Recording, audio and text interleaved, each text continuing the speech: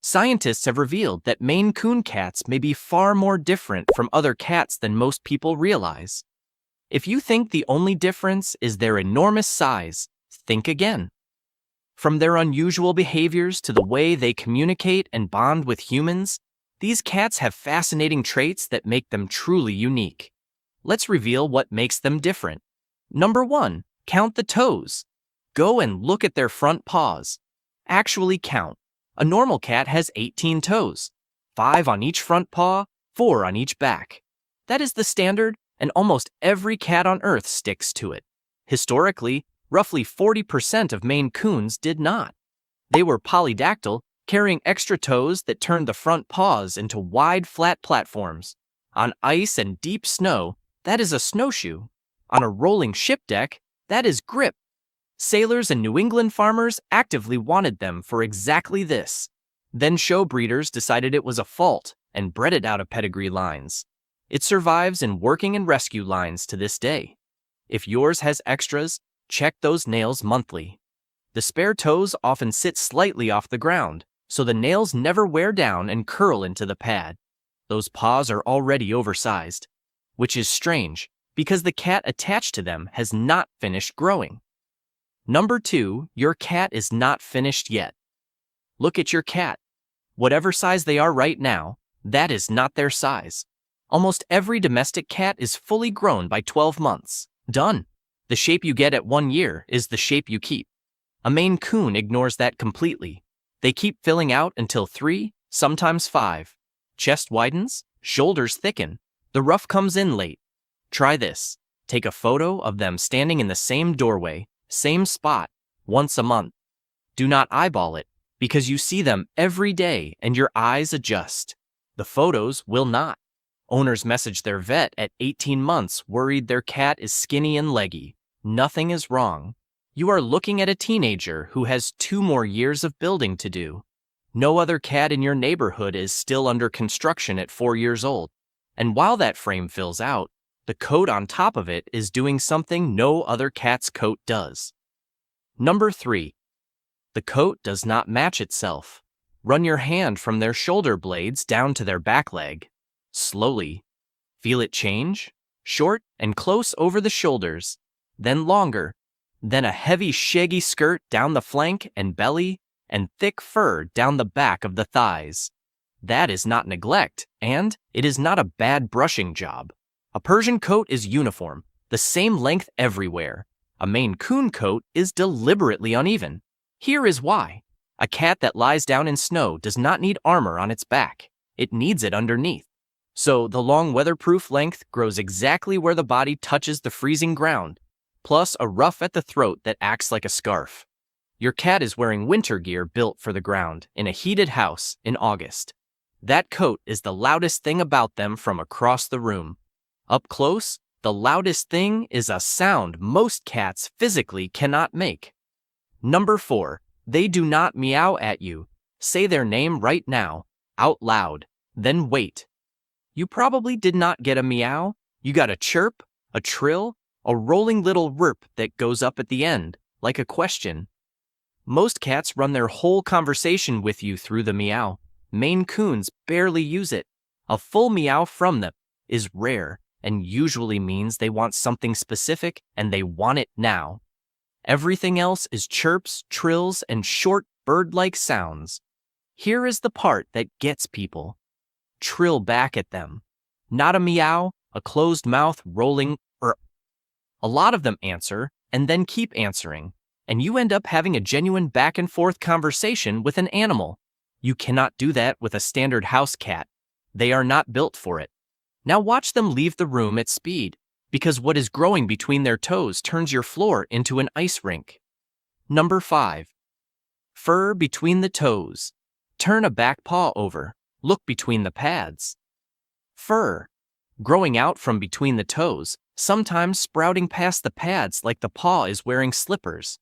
Out on frozen ground, that is insulation and traction. On your hardwood floor, it is a skid pad. This is why your enormous cat takes a corner at speed and slides sideways into the wall like a cartoon. It is not clumsiness, It is the fur lifting the pads off the surface so they never actually grip. Fix it properly. Trim the tufts, level with the pad, never between the toes, and never with the sharp end of the scissors pointing inward. Then add rugs or runners on the roots they sprint. Other cats do not grow enough there for it to matter. Yours does. Sort out their grip and they stop avoiding the slippery roots, including the one onto your sofa. And where they choose to sit on it is the thing most owners read completely backwards. Number 6. They sit beside you, not on you. You have probably thought it. Other people's cats melt into their lap. Yours parks a foot away and just looks at you. That reads as distance. It is the opposite. This is a cat that follows you from room to room, supervises you in the kitchen, comes into the bathroom, and stays in the same room as you all evening, then chooses to sit next to you rather than on you because a 15 to 20 pound cat that lands on your chest is doing damage, and because they want a clear exit and a full view. Gentle giant behavior is guard behavior, not indifference. Test it over a week. Sit down, put one hand palm up on the cushion beside you, and do not look at them. Watch the gap shrink night by night, and once that gap closes, put your hand on their face, because that is where the real test of this breed hides. Number 7. The box on their face. Every long-haired cat on the internet gets called a Maine Coon. Here is the test that ends it. Cup your hand gently around their muzzle. Feel that? It is square, blocky. The chin sits in a straight vertical line under the nose, and the muzzle juts forward off the face like a separate piece. Now, picture any other cat you have met. Wedge-shaped, rounded, the face tapers smoothly to the nose. This is the actual test, and it matters more than size. Every long-haired fluffy cat gets called a Maine Coon online. Most of them are not. A big coat is common. A squared muzzle with a strong chin is breed architecture, and you cannot fake it with fluff. So if you have ever wondered whether your rescue is the real thing, stop measuring the tail and put your hand on the face. The muzzle tells you the shape is right. The color of the cat tells you whether anything else walked into the family tree. Number 8. The color that proves it is not purebred. This is the one that ends arguments in comment sections. A Maine Coon can be almost any color: brown tabby, silver, black, red, cream, torty, smoke, solid white, with or without white patches. The list is enormous, but there are colors the breed does not carry: chocolate, lilac, cinnamon and fawn, and the color point pattern, the Siamese-style dark face, ears, legs, and tail on a pale body. Those genes do not exist in the true breed. If a cat has them, another breed walked into the family tree at some point, whatever the seller wrote on the paperwork. So if someone is charging you a premium for a chocolate Maine Coon or a Maine Coon with blue point markings, you now know exactly what you are looking at. None of that makes a cat any less loved. It makes a breeder less honest. Whatever color you ended up with, all of it mats, and never where owners are looking. Number 9. The 4-spot mat map. Here is where owners go wrong. They brush the back. The back looks glorious, so they assume the job is done. Mats do not start on the back. They start at friction points, and on this cat there are exactly 4. Armpits, where the front leg meets the chest. Breeches, the long fur on the back of the thighs, behind and under the ears, and the base of the tail. 3-minute routine, twice a week. Fingers first, not the comb. Run your fingertips through those 4 spots, feeling for a knot the size of a pea. If you find one, work it apart with your fingers before you ever bring metal near it, because a mat is glued to skin and pulling it tugs live tissue. A short-haired cat's tongue keeps up with its coat. A Maine Coon's coat outruns the tongue by years. Once your hands are already in that coat, you may as well settle the number every owner gets wrong. Number 10. Measure nose to tail tip. Everyone brags about weight. Weight is the wrong number because a fat cat of any breed hits 20 pounds, and that proves nothing. Length is the real number. Wait until they are stretched out asleep on their side, then run a tape measure from the tip of the nose to the tip of the tail. Do not wake them and do not stretch them. Most Maine Coons land somewhere around 35 to 40 inches.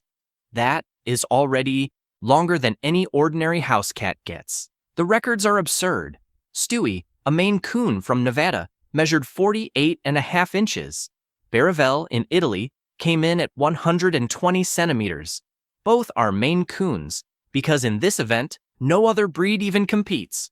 Write your number down and drop it in the comments. A cat built to that scale did not turn up by accident.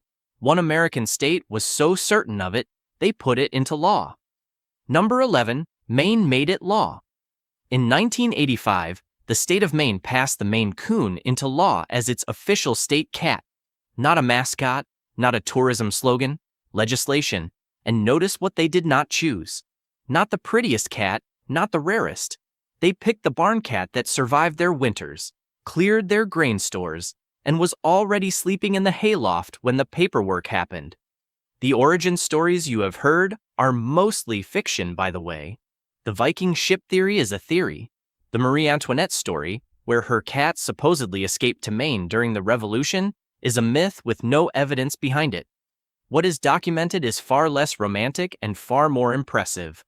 This cat was a working animal that earned its place. Look up how many other cat breeds hold a legal designation like that. It is a very short list, and this breed is on it alone. Long before the state signed anything, though, one Maine Coon walked into Madison Square Garden and changed the entire cat world. Number 12, Cozy, 1895. New York, Madison Square Garden, the first major cat show ever held in America. The winner was a brown tabby Maine Coon named Cozy. She took Best Cat and was given a silver collar, and that collar still exists today, held by the Cat Fanciers Association. Then the story turns. Persians arrived from overseas, became the fashionable import, and the Maine Coon was dropped so completely that by the middle of the 20th century, the breed was declared extinct in some circles. A handful of New England owners refused to accept that and rebuilt it from what was left. Your cat is descended from that rescue effort, not from an unbroken aristocratic line, from a small group of people who thought a working farm cat was worth saving when the entire cat world had moved on. They were right, obviously. Live with one for a week and you work out why, usually when something in your kitchen opens on its own. Number 13. They use their paws like hands. Do a stock take of your kitchen. Cupboard doors that swing open on their own. A tap you are sure you turned off. Food that has migrated from the bowl to the floor. You do not have a poltergeist. You have a cat with hands. Maine Coons scoop rather than lick. They lift kibble out of the bowl and eat it off the floor. They hook cupboard doors, work lever handles, and fish toys out from under furniture that a normal cat would simply give up on. That wide flat paw, doubled in size in the polydactyl lines you counted at the start, is a shovel and a hook. Most cats have neither the width nor the habit. Test it. Put a treat in a narrow glass and stand back. Watch the paw go in. Those paws do not just take things, though. Sometimes they bring things back. Number 14. They bring it back. Tonight, try this exactly as written. Crumple a sheet of paper into a tight ball. Not a shop-bought toy paper. Get their attention, then toss it underhand, low and slow, about 2 meters. Do not chase it. Sit still and hold your hand out flat. A normal cat sprints after it, bats it under the sofa, and forgets it exists within 9 seconds. There is a real chance yours picks it up, carries it back, and drops it somewhere near your hand. Then stares at you. Then waits for you to do it again, and gets annoyed when you stop. This breed retrieves. It is one of the very few cats that reliably does, alongside carrying objects around the house in their mouth and learning a lead without treating it as a hostage situation. Nobody trained that into them. It arrived with the cat. Play like that for 10 minutes and they will flop down next to you, panting slightly, which is when you finally notice what is growing out of their ears. Number 15. The hair growing out of the ear. Nobody ever looks at a Maine Coon's ears.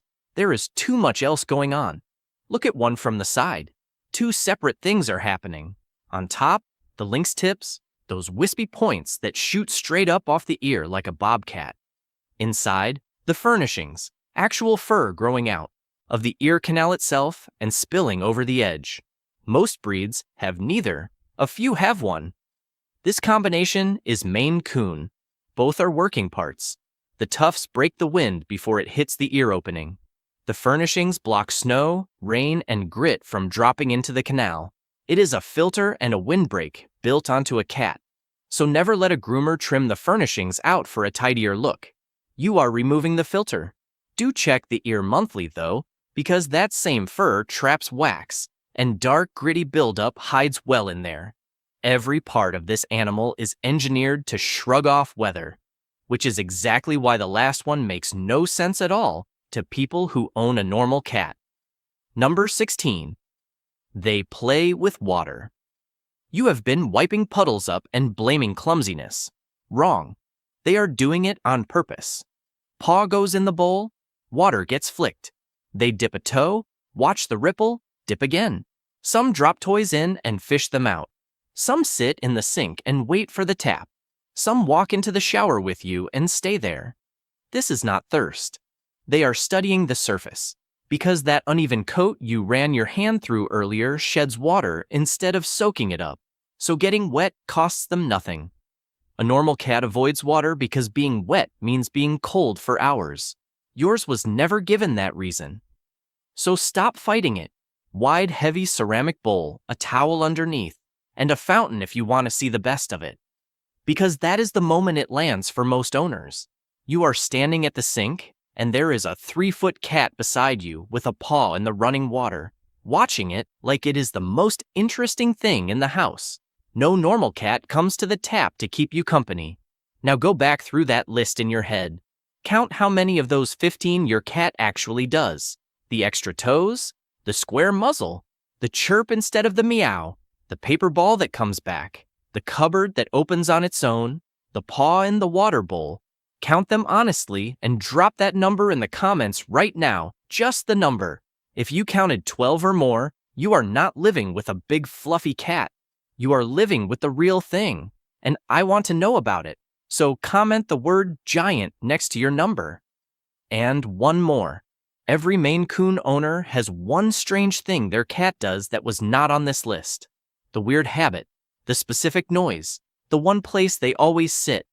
Put it in the comments, because the next video gets built out of your answers, and I read every single one.